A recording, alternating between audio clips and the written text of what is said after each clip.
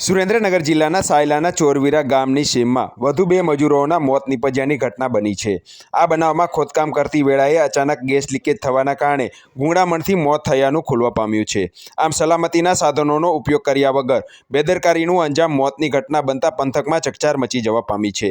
ત્યારે ગેરકાયદેસર રીતે ધમધમતા કાર્બોસેલના કારોબાર સામે તંત્ર વધુ સખ્તાઈથી કામ લે તેવી માંગ પણ થઈ રહી છે। આમ પંથકમાં મજૂરોના મોતની ઘટનામાં લાપરવાહી સામે આવતા તંત્રની કામગીરી સામે પણ સવાલો થઈ રહ્યા છે।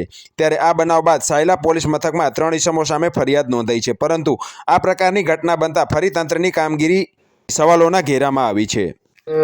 સવાર 7 વાગે જતા ખાણમાં અંદર ઉતરે સાંજના 3 વાગ્યા પછી અંદર બખમાં ગયા ને તે ગેસ ચડ્યો 4 ને 2 મૃત્યુ થયા, 2 બચી ગયા।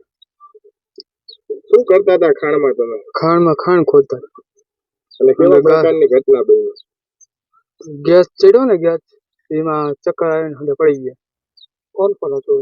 એમાં 4 જણા। કોણ નામ કઈ? એક હતા હર્ષદભાઈ બચુભાઈ બાંટિયા, એક હતા હરેશભાઈ મનસુખભાઈ બાંટિયા, એક હતા મુન્નાભાઈ મનસુખભાઈ બાંટિયા, એક હું ભાંડરાજભાઈ રતુભાઈ બાંટિયા। ગાડિયા ગોગજીભાઈ સૌસીભાઈ ગામ ટીકર। આ ધોળિયાની અંદર જે દુર્ઘટના બની છે કાલે, 2 યુવાનો, એક 23 વર્ષનો એક 27 વર્ષનો એક્સપાયર થઈ ગયા છે ગેસના લીધે।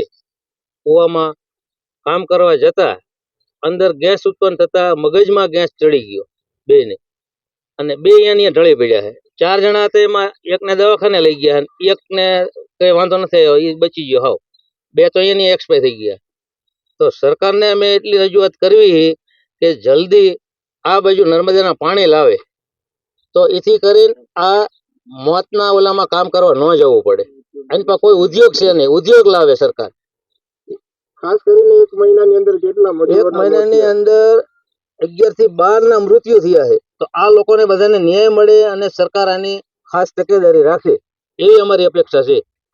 સાતોલા જસરજભાઈ કાળુભાઈ, ધોળિયા ગ્રામ પંચાયતના પૂર્વ સરપંચ શ્રી, જે કાલની તારીખમાં જે દુર્ઘટના ઘટી એ બહુ દુઃખની વાત છે કે કાલ 6:30 થી જ્યારે ગામને ખબર પડી ત્યારથી આ ગામમાં હજી કોઈ માણસ રોટલો ન ખાધો, અને 2 થી 3 હજાર માણસ અત્યારે શમશાન યાત્રામાં માણસો આવ્યું।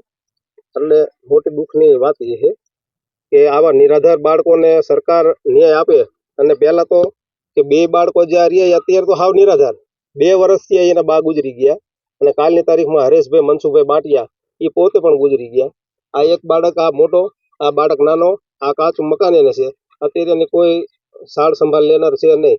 એટલે સરકારને અમારી એવી વિનંતી છે, હાથ જોડીને અમે પ્રાર્થના કરવી કે આ 2 બાળકોને ન્યાય મળે, શિક્ષણ પૂરું પાડે, અને એટલી અમને ખાતરી છે કે સરકાર આનો ન્યાય જરૂર આપશે। ઘટના બની હતી? ઘટનામાં એવું છે, જે ખાણ ખનીજ વિભાગે જે પહેલા ખાડા બુરવામાં આવ્યા, અને અત્યારે હાલની તારીખમાં 4 દિવસથી ખાડામાં જે, કારણ કે અહીંયા બીજો કોઈ મજૂરીનો વ્યવસાય નથી, એનું કારણ છે કે જો અમારે સરકારને તો પહેલા પ્રાર્થના કરવી છે કે નર્મદાના પાણીની જરૂર છે તો ખેતી કરી શકે, બરોબર। અને હવે એના હિસાબે અત્યારે માણા મજૂરી કરવા જાય, એના ભાઈના નાના લગ્ન હતા, એના હિસાબે મજૂરી કામે ગયેલા, અને એ જે ગેસ થયેલો અને આ ભાઈનું અવસાન થયેલું।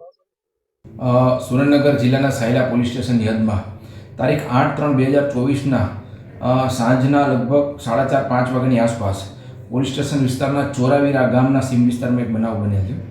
એ બનાવ મુજબ ફરિયાદી શ્રી કિશનભાઈ બચુભાઈ બાટિયા, જેઓ ધોળિયા તાલુકો મૂળીના રહેવાસી છે, તેમણે જે ફરિયાદ આપેલી છે તે મુજબ જ્યાં ચોરાવીરા ગામના સીમ વિસ્તારમાં ગેરકાયદેસર રીતે કોલસો કાઢવા માટે જે જગ્યાના માલિક હતા, એવા એક જગ્યાના માલિક, એક જે ખેતર હતું એ જગ્યાના માલિક પીઠાભાઈ જગાભાઈ પાંચાલ તથા અન્ય 2 વ્યક્તિઓ ગોપાલભાઈ ભરવાડ તથા બાબુભાઈ આલ, આ 3 વ્યક્તિઓએ ભેગા થઈ અને ત્યાં ગેરકાયદેસર રીતે કોલસા કાઢવા માટેના પ્રયત્નો કરેલ, અને એમાં જે ખાડો ખોદવામાં આવેલો હતો એ ખાડો ખોદતા જ તેમાંથી એક ઝેરી ગેસ અંદરથી બહાર નીકળતા જ 2 વ્યક્તિઓ સ્થળ ઉપર જ ગુંગળાઈને મરી ગયા હતા।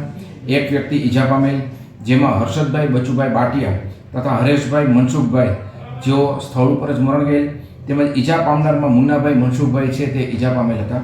આ બાબતે સાયલા પોલીસ સ્ટેશને IPC 304/114 મુજબનો ગુનો દાખલ કરી અને 3 વ્યક્તિઓ વિરુદ્ધ કાર્યવાહી ચાલુ. હાલ પોલીસ આ બાબતે તપાસ કરી રહી છે. જગ્યાના મૂળ માલિક તથા જે આ ગેરકાયદેસર કામ કરનારના વ્યક્તિઓ છે તેમને એરેસ્ટ કરવાની અને ગોતવા માટેની પ્રક્રિયા ચાલુ છે.